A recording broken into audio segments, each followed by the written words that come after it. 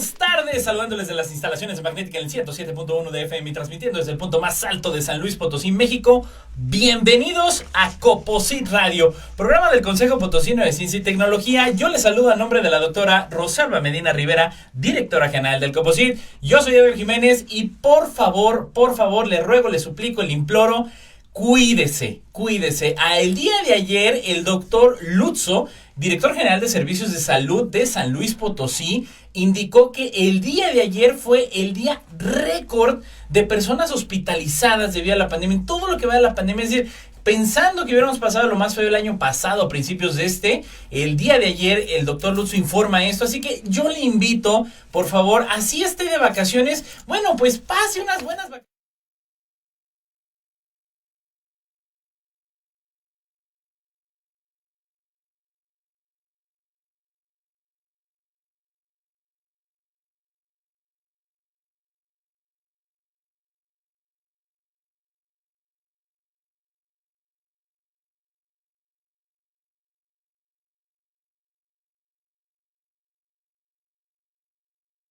Estamos de manteles largos, usted lo sabe perfectamente que estamos este año, el Consejo Potosino de Ciencia y Tecnología cumple sus 25 años, las bodas de plata del Coposit, y en un momento más tendremos con nosotros al doctor Adrián Moreno Mata, quien fue titular del Consejo Potosino de Ciencia y Tecnología, iniciador, impulsor de muchísimas cosas que actualmente siguen vigentes en el Consejo, y bueno, inclusive ya estaremos platicando también de alguna anécdota que también estuvo al frente, pues, de este espacio radiofónico para lo cual para mí es un verdadero honor y estamos platicando con él.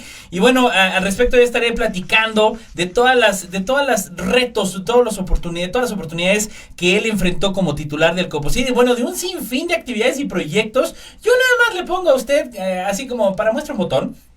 Él estuvo a cargo del plan maestro del Parque Tangamanga número 1 en sus ayeres, y bueno, la verdad es que el Parque Tangamanga, lo que representa el proyecto, lo que representa el Parque Tangamanga para los potosinos, para la región, de verdad es que es sin igual, es un espacio inconfundible, es un espacio referente en el centro de México, y ya me lo decían personas que venían inclusive desde Sinaloa la semana pasada, que dicen, bueno, qué bellísimo lugar. Bueno, pues nuestro invitado del día de hoy, aparte de haber sido director del Coposit, también estuvo a cargo de ese y de un sinnúmero de proyectos como de pueblos mágicos en la Secretaría de Desarrollo Urbano y Obras Públicas.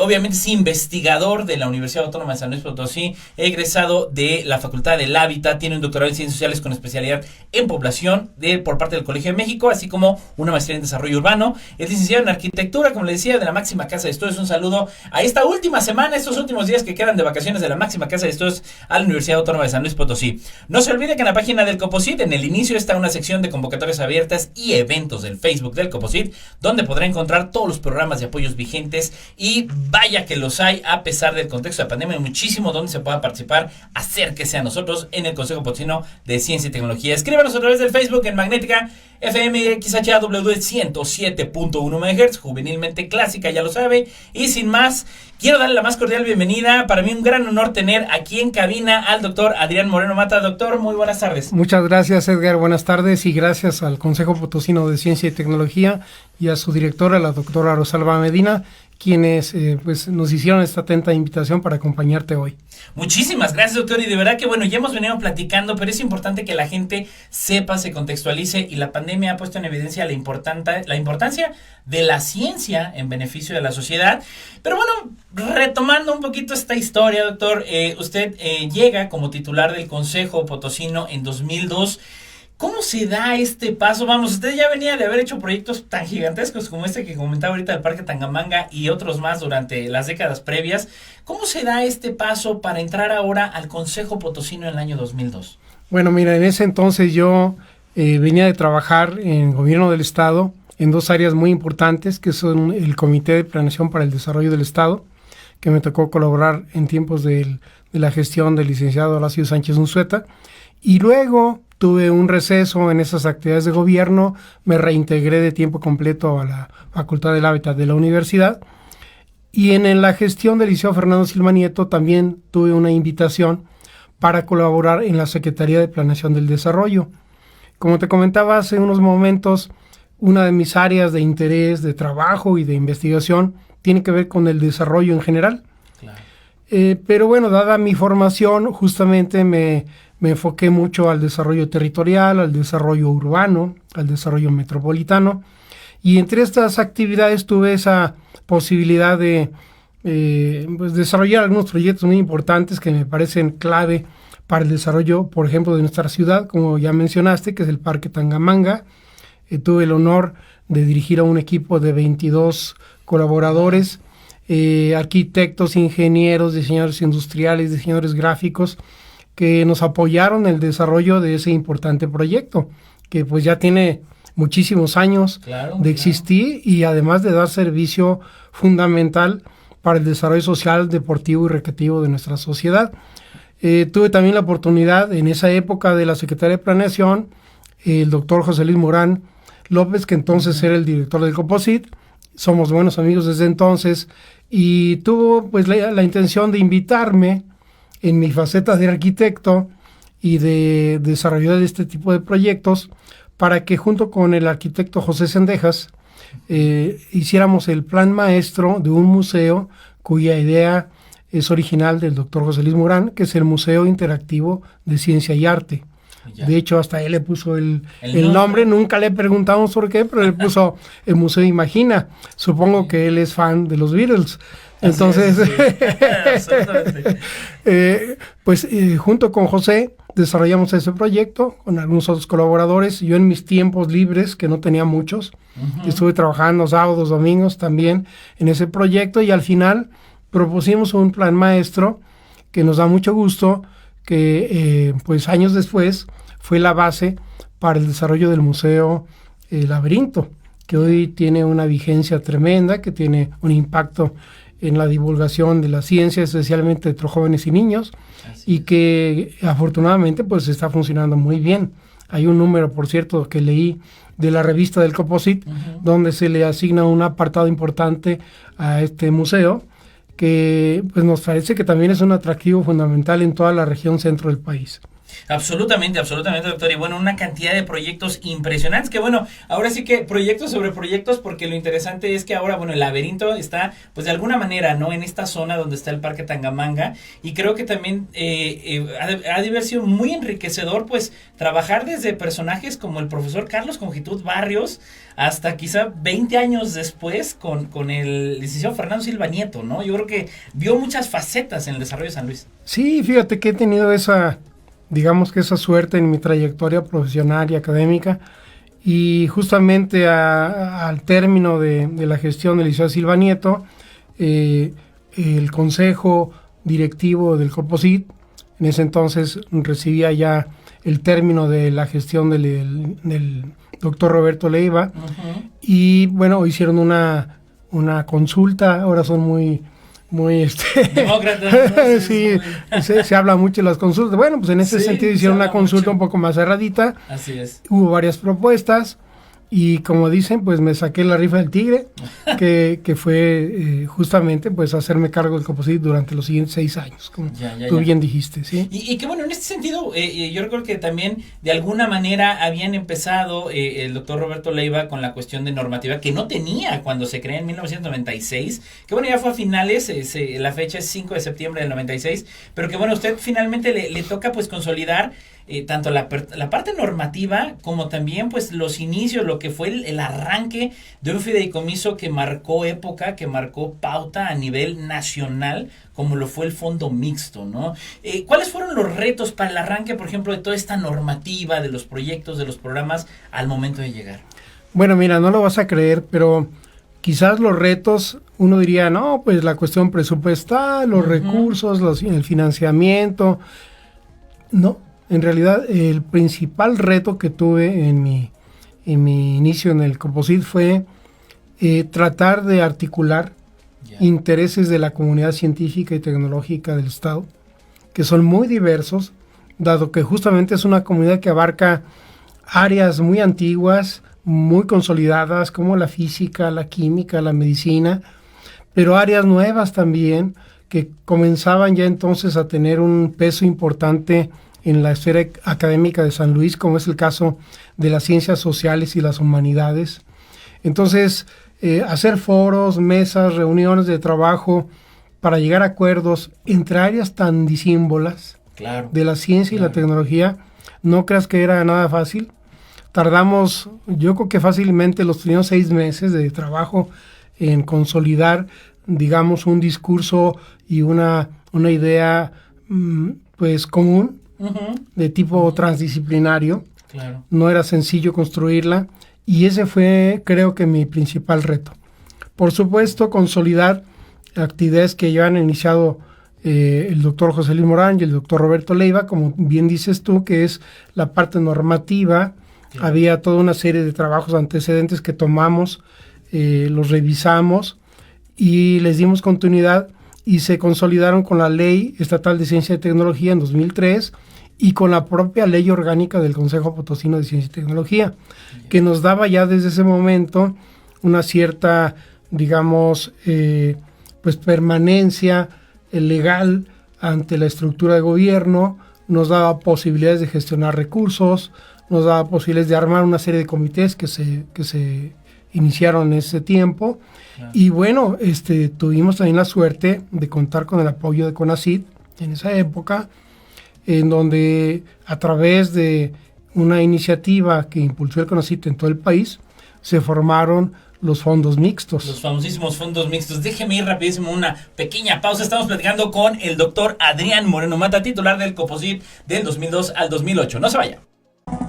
En COPOSIT Radio, y gracias que nos está escuchando, que nos está viendo. Un saludo a todos los que nos están viendo vía Facebook. Un fuerte abrazo a todos. Síganse cuidando, y abrazo lo digo a distancia, ¿verdad, doctor? Porque luego así obviamente es complicado. También les quiero anunciar a todos los que nos están escuchando y viendo a través de las redes sociales que, bueno, el Consejo Potosino de Ciencia y Tecnología, en colaboración con el Instituto Mexicano de la Propiedad Industrial, el INPI, conocido por todos ustedes, invitan al taller Tu Invento en un clic. Conoce cómo solicitar en línea una patente. Este evento será el día 17 de agosto en punto de las 10 horas a través de una sesión a través de la plataforma Blue Jeans. Mayores informes a través del correo electrónico capacitación@coposit.gov.mx o a los teléfonos que usted puede encontrar en la página web. Y también le quiero informar que un día antes precisamente de este taller, también en colaboración con el INPI, se va a realizar el taller Lo Nuevo es lo de Hoy. Descubre cómo saber si tu invento ya existe. Esto será el 16 de agosto en punto de las 10 de la mañana, también a través de la sesión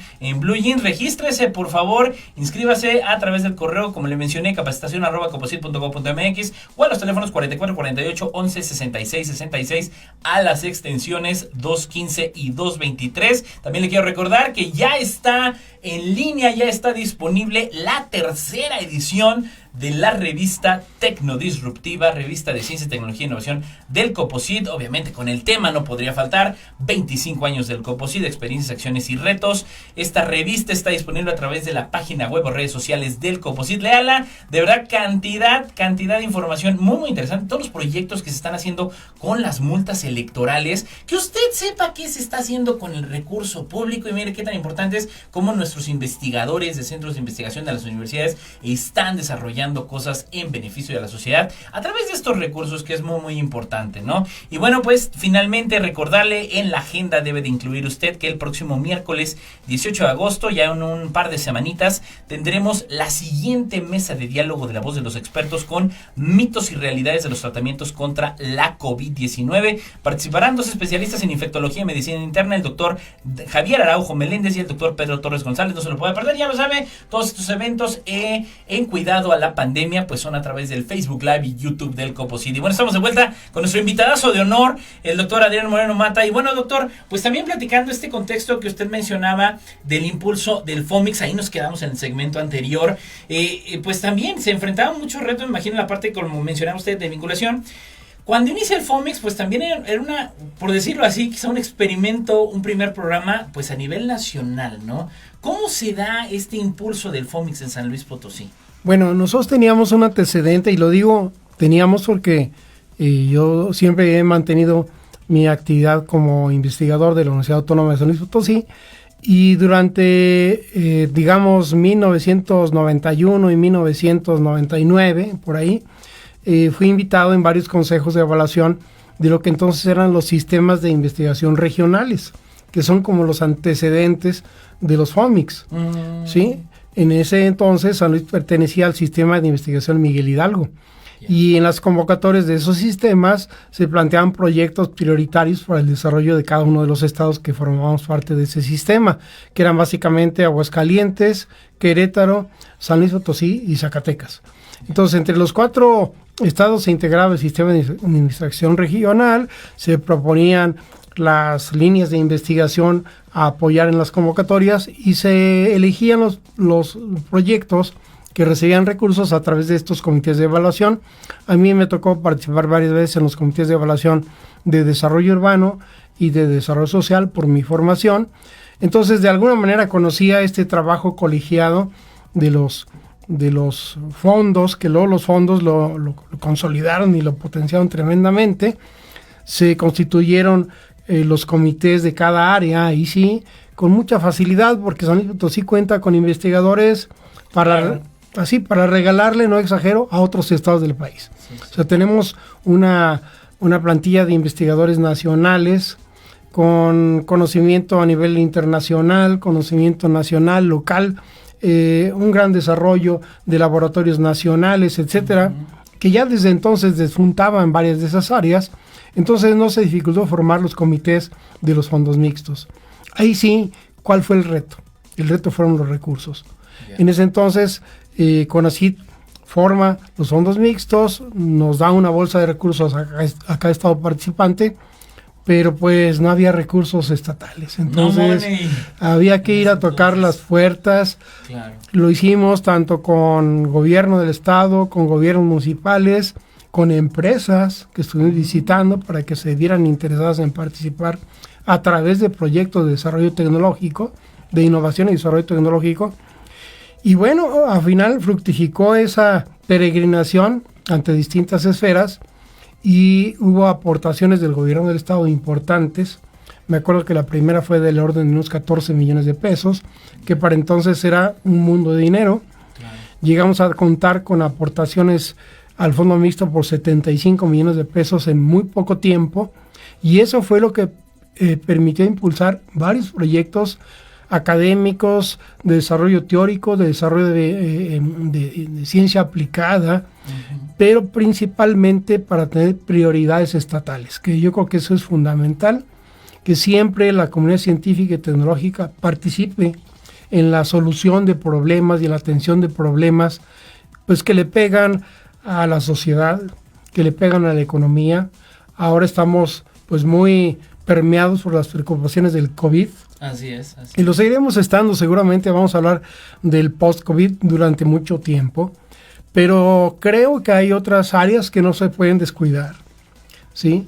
Y creo que San Luis Potosí, insisto, a través de los fondos mixtos en ese entonces y ahora a través de otros canales de financiamiento al desarrollo tecnológico y científico, pues puede exponenciar, digamos, toda esa capacidad que se tiene en materia de investigación y desarrollo tecnológico. Claro, y que digo, inclusive en ese entonces pues estábamos viendo que como había un IPICIT apenas con escasos 2 años, claro. Un Colsan con 4 años, sí, una universidad autónoma como siempre lo ha sido, muy sólida ya con un desarrollo amplísimo, pero bueno, ya con centros de investigación tan importantes como lo es el más joven de la historia que tiene México, que es el IPICIT, es el centro de investigación más chavito que hay, pero bueno, tan importante como lo es el IPICIT y el Colsan. Ahora, aparte de este gran impulso que se dieron a través del fondo mixto y esa gestión, digo, creo que usted ha dado el punto, sin vinculación en cualquier ámbito de la vida, creo que no se logra nada, ¿no? O sea, sin la colaboración, sin la suma.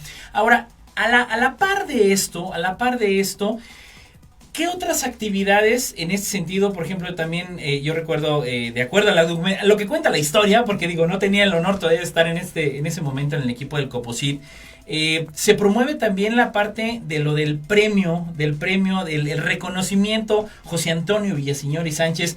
¿De dónde nace la historia, doctora? Hasta hay quienes han dicho, bueno, ¿y por qué le pusieron ese nombre? ¿Cómo es que nace el primer premio que reconoce a los científicos en San Luis? Bueno, para empezar comenzaré con el antecedente histórico. José Antonio Villaseñor y Sánchez es un científico potosino que pues su época, para que la conozcamos quienes no saben, es la época de la colonia. Ya. Entonces Villaseñor y Sánchez es un científico reconocido desde esa época Desde esa época tenemos antecedentes del desarrollo científico en San Luis Potosí. Y bueno, pues creímos que en ese sentido era un nombre pues icónico, muy apropiado para crear justamente el fondo del cual pudimos apoyar justamente los reconocimientos.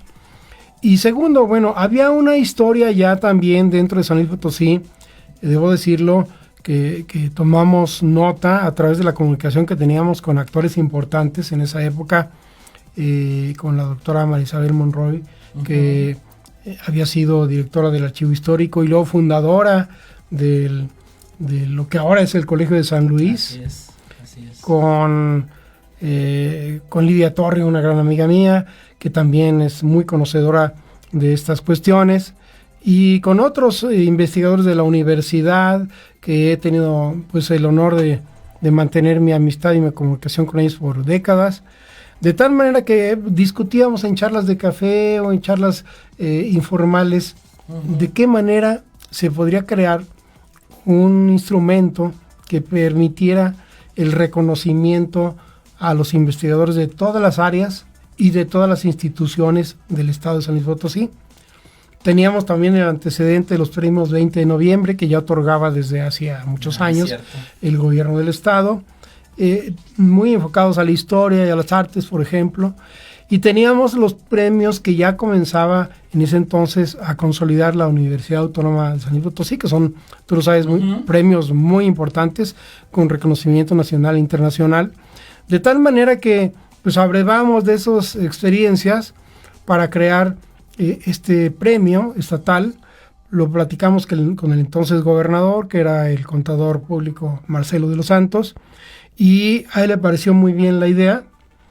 Nos dijo, bueno, pues vayan a ver al secretario de Finanzas, a ver si hay lana, a ver si hay lana para esto, y afortunadamente hubo mucha sensibilidad de las autoridades gubernamentales, que pues realmente con su apoyo, apoyo presupuestal, pudimos crear este premio.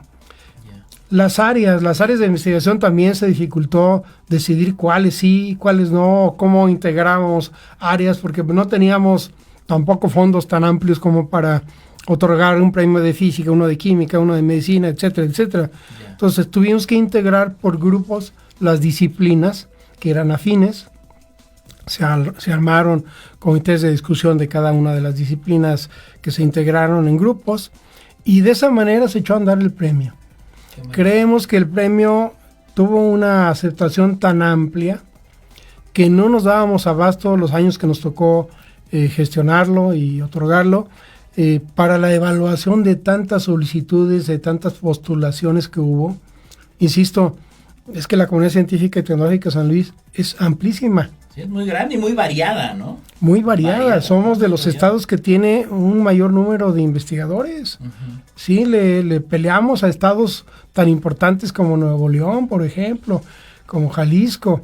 Claro, estamos un poquito más abajo por el tamaño demográfico de San Luis, pero en ese sentido somos una potencia, San Luis Potosí. Y creo que se tiene que impulsar todavía más ese potencial y aprovecharlo, insisto, de una manera más clara de lo que se ha hecho hasta ahora, en atender las prioridades económicas, sociales, culturales, tecnológicas del Estado.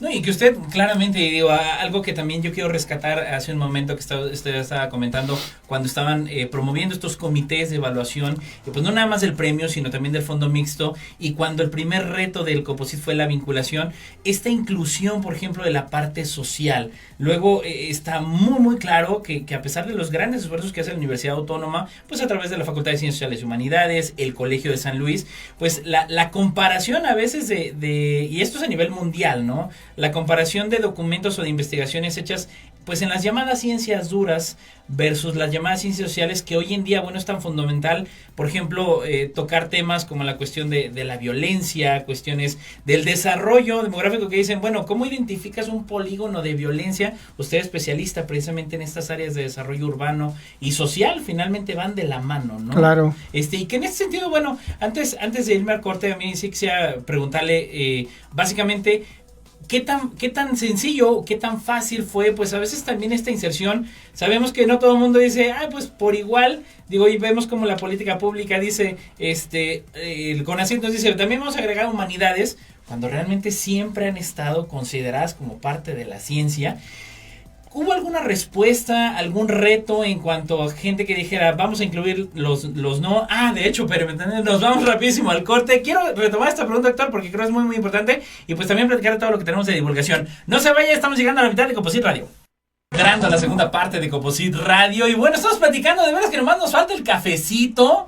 Y si no, algo más fuertecito, doctor, porque de verdad es que, bueno, yo estoy encantado con esta charla. Y bueno, yo quisiera retomar precisamente eso que inclusive veníamos, que usted muy amablemente, pues, también tomamos ahorita en el transcurso del corte, pero es importante, yo creo, contextualizar también al auditorio, sobre esta importancia que tiene la presencia, el desarrollo y la investigación, que no ha sido la misma. Vamos, estamos hablando que la cantidad de papers que se generan en áreas sociales, en la cantidad de escuelas, de facultades y universidades orientadas a las ciencias sociales, pues ha sido muy distinta. Sí me gustaría que podríamos contextualizar esa parte histórica, por ejemplo, aquí en San Luis Potosí, como venía comentando, ¿no?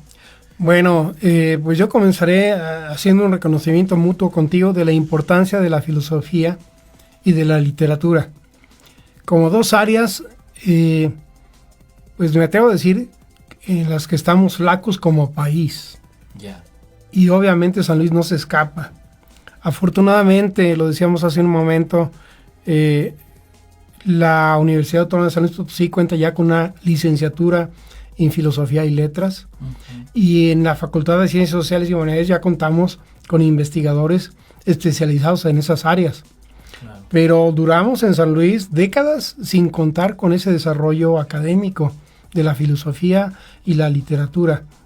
¿Por qué para mí son importantes? Bueno, pues porque cualquier científico, cualquier investigador, ¿sí?, debería conocer las bases de la filosofía, porque eso es lo que nos brinda un conocimiento y una comprensión de la realidad en la que nos ubicamos, que a veces con la falta de esa disciplina y de ese conocimiento filosófico se dificulta. Y la literatura, pues no se diga. Yo a mis alumnos en la universidad, tanto en licenciatura como en el posgrado, los recibo siempre con una plática, en donde al final de la plática les digo, los que no sepan leer y escribir, le van a tener que echar más ganas que los demás. Uh-huh. Y ha habido alumnos que se enojan y me dicen, ¿por qué nos dice eso? Nos está insultando, ¿sí? Si llegamos a este nivel, estamos en posgrado, ¿cómo no vamos a saber leer ni escribir? Uh-huh. Le digo, pues habría que ver. Yo todavía no los conozco. El día que me presenten el primer ensayo, voy a ver si saben leer, porque para escribir hay que leer. Claro. Y si saben escribir, porque para escribir hay que saber las reglas básicas de la gramática, de la redacción, y por supuesto conocer lo mínimo de la literatura. Entonces, creo que una persona que sabe filosofía, sabe literatura y sabe matemáticas, ¿sí?, que son los 3 cocos de México, uh-huh, ¿sí? Uh-huh, sí, ya lo dicen las pruebas. Ahí sí. Tenemos que meter el acelerador a fondo en la educación. Ya. Lo vemos, el caso de los hindúes. ¿En qué son buenos los hindúes? Los hindúes son uno de los países más poblados del mundo, de los más pobres, con mayor millones de pobres que viven en la India. Uh-huh. Pero su top, su élite intelectual, ¿en qué está ubicada? En las matemáticas. Las matemáticas. Y entonces tú tienes matemáticos hindúes en todo el mundo. Claro. Altamente reconocidos y recompensados. Claro. ¿Sí? Exacto. Le atinaron, porque detrás de las matemáticas tú eres ingeniero, va la ingeniería. Uh-huh. O sea, qué mejor que tener una formación de matemáticos, porque eso va a facilitar la formación de ingenieros. Pero la matemática también se aplica prácticamente en todos los aspectos de la vida. La gente no lo ve, pero sabemos que la matemática está detrás absolutamente de todo, ¿no? Claro. Y que en ese sentido, bueno, como usted bien lo comenta, esa apuesta de lo que debe ser a nivel educativo en México, bueno, pues el COPOSIT también, bajo su liderazgo, pues había muchísimas cosas orientadas, pues al fomento de la vocación científica y también, pues a la divulgación de ciencia, ¿no? A generar interés. Tuvieron un evento muy, muy importante por ahí con un gran investigador a nivel internacional y tuvieron muchas actividades, tenían el vagón de la ciencia. En materia de divulgación, ¿cuáles fueron las cosas que se emprendieron, doctor, que se impulsaron, pues en beneficio sobre todo de los más chicos y los jóvenes de San Luis? Bueno, mira, yo voy a tratar de resumirlo. en 2 o 3 proyectos en los que colaboramos. El primero fue justamente la consolidación de ese Museo Interactivo de Ciencia y Arte, el Imagina del Dr. Morán, que se convirtió en el Museo del Laberinto, gracias al impulso que se dio en esa administración del contador Marcelo de los Santos, y gracias a una colaboración muy importante con el Museo del Niño de la Ciudad de México, Museo Papalote, con Marinela Serville, y todo ese equipo especializado en el diseño de museos de ciencia, y en este caso de un museo de ciencia y arte, y creo que ahí, bueno, la colaboración del Consejo fue muy importante. Yo recuerdo que teníamos almacenada la maqueta del Museo Imagina. Ahí estaba. Y un día nos hablaron del despacho del gobernador, vimos el doctor Morán, el arquitecto Sendejas, que ya mencioné, y tu servidor, y le encantó el proyecto. Y nos dijo, aquí déjenme ya hasta la maqueta, porque esto se va a hacer realidad. Quedó. Genial. Y al final nos tocó colaborar con el equipo museográfico del Museo del Papalote, quienes participaron activamente en el diseño de cada una de las salas que están actualmente funcionando. Ese es un proyecto que nos parece crucial y que creo yo, hay que seguir impulsándolo y renovarlo. Claro. Me atrevo a sugerir hasta tener una ampliación ese museo en los próximos años, porque tiene una gran audiencia, va mucha gente, van muchos niños, van las escuelas, pero habría todavía que impulsar más. Quizás esas áreas, imagínate un área de una sala enfocada a la filosofía. Ajá, sí, a la parte social también, ¿no? Una área enfocada a la parte de la cuestión de la literatura. Así es. Bueno, porque es ciencia también. Absolutamente. La ciencia y las humanidades no están peleadas, van de la mano. Entonces, bueno, ese es un proyecto en el que participamos y que sigue teniendo un impacto muy importante a nivel de vinculación. El segundo proyecto que yo mencionaría, y que en ese entonces pues era como retomar un proyecto que algunos tiempos estuvo dormido, como el Vagón de la Ciencia, era estos programas que ahora ustedes tienen muy claros, de enfocarnos cómo hacer que el conocimiento científico y tecnológico llegue al niño. Así es. ¿Sí? Porque el Vagón de la Ciencia surge también con una idea de José Luis Morán enfocada a impulsar el interés de los niños en la ciencia. Y se mantuvo en las siguientes administraciones y nos tocó de alguna manera consolidar el proyecto. Y los veranos de la ciencia, pues a mí me encantaba estar ahí en los veranos de la ciencia, con mis hijos, con los alumnos que teníamos, que colaboraban como talleristas, y por supuesto recibir a los chiquitos ahí que se veían sorprendidos, ¿verdad? Ya desde entonces veíamos la necesidad de tener un museo como es ahora el Laberinto. Pero bueno, hay otros programas, estos que tú me mencionaste al principio, tú los traes más claros que yo, que nos hablan de la necesidad de seguir vinculando a los niños con la ciencia. Así es. A los niños y a las niñas, como diría por ahí. Así es. El afamado funcionario. Un expresidente, ¿verdad? Así es. Bueno, el caso es que esos proyectos se consolidaron en mi gestión con algo que a mí me quedó muy claro. El día que invitamos al doctor Molina, ¿sí? Al doctor Mario Molina. Doctor Mario Molina. Y quien tuvo la diplomacia y la visión de venir a San Luis, no a dar una conferencia en general para investigadores de la universidad o para investigadores ya hasta del IPCID, no. Nos dijo, yo sí voy, si doy una conferencia para niños. Wow, o sea, tenía muy claro eso. Fíjate. Qué maravilla. Ya era el premio Nobel, y tú sabes que la temática con la que el equipo con el que ganó el premio Nobel, pues es una temática que tiene que ver con el cambio climático, con el impacto de la sociedad, de las dos sociedades humanas, del mundo industrializado, de los automóviles, de la contaminación atmosférica en la capa de ozono, ¿no? Así es. Y bueno, pues él decidió el tema y decidió la audiencia. Entonces nos dimos a la tarea, con el apoyo del Colegio de San Luis, con el apoyo del IPCID y de la propia Universidad Autónoma de San Luis Potosí, de organizar una conferencia donde estuvieron más de 250 niños de primaria en el auditorio del Colegio de San Luis, escuchando al doctor Mario Molina.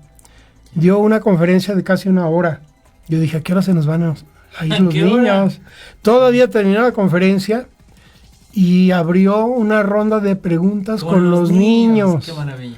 Y nos echamos 1 hora de preguntas y respuestas. Así de bueno. Los niños estaban prendidos con el tema. Me quedaron claras 2 cosas.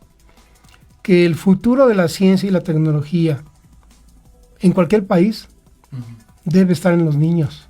Claro. Y que por tanto los programas sociales, los programas económicos y los programas, en este caso, de ciencia, tecnología e innovación, tienen que estar enfocados a los niños. Claro. Porque tienen que empujar. Son quienes nos van a suceder en las generaciones futuras ya a la vuelta de la esquina. Pero además, porque son quienes están sensibilizados realmente y preocupadísimos del cambio climático y sus efectos, de la contaminación atmosférica, de las ciudades desordenadas, de la movilidad que es contaminante. Todo eso lo tienen ellos en la mente y lo expresan además. Claro. Que los adultos no les hagamos caso, ¿sí? Ni en las escuelas, ni en las casas. En las políticas públicas, no sé, ¿no? Nos revela que hay ahí un nicho de oportunidad, pero también un rezago muy importante. Claro, y que en ese sentido, debemos de cuidar esos elementos siempre relacionados hacia el fomento de la vocación científica. Ahorita estamos viendo ya cómo la participación de la mujer y la niña, ya por fin se está retomando. Recordad usted en 2015 cuando la ONU dice Día de la Mujer y la Niña en la Ciencia, que yo creo que sí ha tenido avances, pero aún así falta mucho que en este sentido se debe de dar. Y que yo quisiera también entrar, doctor, ahorita que estamos platicando de estas importantes actividades de divulgación científica, se trajeron a un premio Nobel, impulsado en el vagón de la ciencia, que actualmente sigue, es un programa, ¿cómo ha tenido vigencia? Y para quienes no lo sepan, les invitamos a que lo vayan a ver ahí al Museo del Ferrocarril Jesús García Corona, que recordad que Itinero anduvo en el Parque Tangamanga, en el 2, luego en el 1, y luego ahora en el Museo del Ferrocarril, que ad hoc debido al espacio que es, pero habla de la tecnología, de la evolución tecnológica que tienen el ferrocarril, pues a lo largo de su historia. A mí me gustaría también entrar, doctor, en ese sentido a este espacio, ya dentro del anecdotario.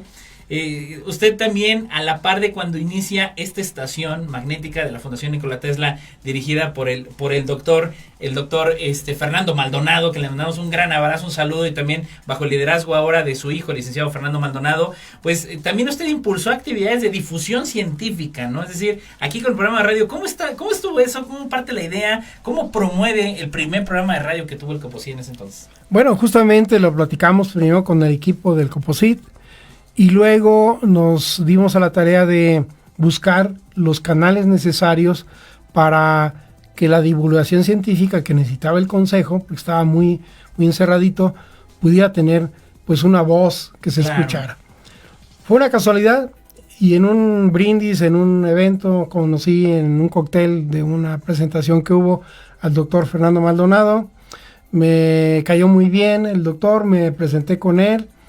Le comenté la posibilidad de hacer el programa de Coposit aquí en su radiodifusora, y me dijo, adelante, la semana que entra. Así como es el doctor. Así como es el doctor, tú lo conoces. Me dijo, la semana que entra. Entonces yo dije, híjole, ¿y ahora qué vamos a hacer? ¿No? Bueno, pues se nos ocurrió de alguna manera generar una imagen del programa, algún eslogan, alguna agenda que estructurara la hora que duraba el programa, y dije, bueno, yo creo que no voy a batallar. Lo primero es poner una voz bonita, agradable ahí en la radiodifusora, y luego buscar quién nos va a acompañar cada semana, entrevistar a invitados, que ahí teníamos un staff muy grande de investigadores capacitados, además muchos de ellos en la ciencia, por ejemplo el doctor Fernando Díaz Barriga, que ya entonces trabajaba de manera muy directa la divulgación científica, pero a más de él una playa de investigadores y investigadoras que hablaban muy bien, que tenían esa facilidad. Entonces hicimos una lista de invitados, dijimos, con que cobramos unas 10 semanas, ya la hicimos. Vámonos. Todo estaba listo, y que nos falla la voz bonita. Se enfermó ya justamente unos días antes, también era en miércoles el programa, y el domingo me avisaron, no va a poder ir No va. Y ahora, lunes, martes, no conseguimos quien la sustituyera. Caray. Entonces, la única opción que tuve fue, ¿sabes qué? Me voy a inventar de locutor. Y me vine aquí. Se apuntó. ¡Qué maravilla! Y así dije, bueno, pues entonces vamos a entrarle a esta esfera que yo no conocía para nada. Por supuesto, no, de comunicólogo yo no tengo nada. Entonces me di a, pues para solventar el problema que teníamos en ese momento. Show, ¿no? Le hablé al doctor Maldonado, le dije, pues ¿sabe qué, doctor? Voy a estar yo de locutor.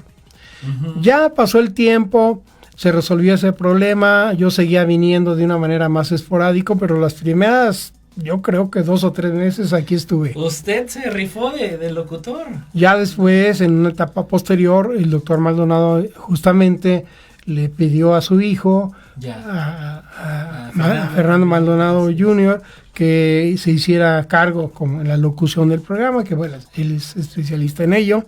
Claro. Y pues eso nos sacó adelante durante mucho tiempo, durante la gestión que nosotros tuvimos en Composite con este programa. Claro, claro, y qué maravilla, porque digo, de alguna manera es ir sumando, arrancamos en el primer segmento, doctor, con lo que fue este reto de iniciar las diferentes facetas que usted ha vivido, digo, que la verdad no adentramos tanto, pero desde la constitución del Plan Maestro del Parque Tangamanga, esos 20 años, tanto como investigador, como en la función pública, el reto de la vinculación de los actores, también esta polarización de haber sumado, pues, lo social, junto con las partes, pues, de las ciencias duras, la parte de divulgación, que de verdad, bueno, pues por obvias razones me fascina hablar de esos temas, y que bueno, sumando todo este contexto, sumando todos estos elementos, estos retos, el impulso del premio, que bueno, de alguna manera la doctora Rosalba Medina pues lo impulsa, 10 años después se renace con el premio en Patrocinio de Investigación Científica y Tecnológica, que creo también pues tuvo esa buena respuesta, como cuando usted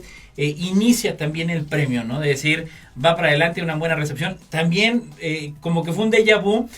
Quien está a cargo, por ahí un saludo al maestro José Carlos González, que está a cargo de la evaluación ahora de los candidatos al premio. Dice, es un reto la evaluación, o sea, está de locos, ¿no? A mí me gustaría ir poco a poco visualizando, doctor, también esta última parte que tenemos del programa, estos minutos que nos quedan, pues de alguna manera desde su perspectiva, después de todo este gran camino que, bueno, sigue trazando, porque usted también es muy inquieto, doctor, también que es muy hiperactivo el doctor, bueno, pues también usted es muy inquieto y no se está quieto, como dicen.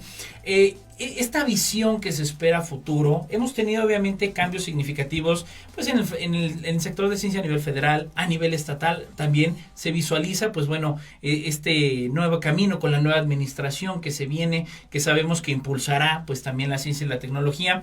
Desde su perspectiva, doctor, bueno, pues hablar un poquito de esta visión a futuro que se espera que tenga la comunidad científica en San Luis, y pues también de alguna manera el rol que deba de seguir jugando o que jugará pues el Composite a lo largo de estos, ojalá, próximos 25 años más, ¿no?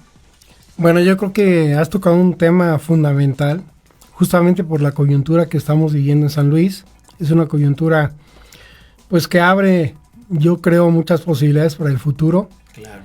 Pero que debe contar con varios elementos. Primero, obviamente, una voluntad política de hacer las cosas, de hacerlas bien, de hacer lo que no se ha hecho y que se requiere. Y en ese sentido, la coyuntura implica, y además es una coyuntura legal, porque la administración estatal entrante tendrá que elaborar en los primeros meses de su gestión el Plan Estatal de Desarrollo del Estado de San Luis Potosí. Y bueno, yo creo que ya están trazando los primeros esbozos de ese importante documento, pero creo que el papel que puede tomar dentro de esa visión que tú dices, que es el punto clave, tener una visión apropiada. Los chinos planean su territorio, sus ciudades y su economía ya a 50 años. Ya, con una visión. Ya no podemos hacer planeación de corto plazo. Claro. De los 3 años con los que planean los municipios y que no logran hacer nada en 3 años. De los 6 años de las administraciones estatales que a veces se empiezan proyectos y se quedan truncos. Claro. No, tenemos que tener una visión de largo plazo, insisto, de décadas, de cómo queremos ver a nuestro estado dentro de varias décadas, cuando algunos de nosotros ya no estemos aquí, pero que se hayan sentado las bases realmente para ese desarrollo futuro. Hablábamos del desarrollo al inicio de la plática. Así es. Y en ese sentido, creo que la ciencia, la tecnología y el composite pueden tener un papel fundamental en los próximos meses en los que se defina el modelo de desarrollo de San Luis Potosí. Bueno, la ciencia y la tecnología deben estar ahí. ¿Por qué? Porque la ciencia y la tecnología articula, pues, la astronomía, la física, la química de alimentos, ¿sí?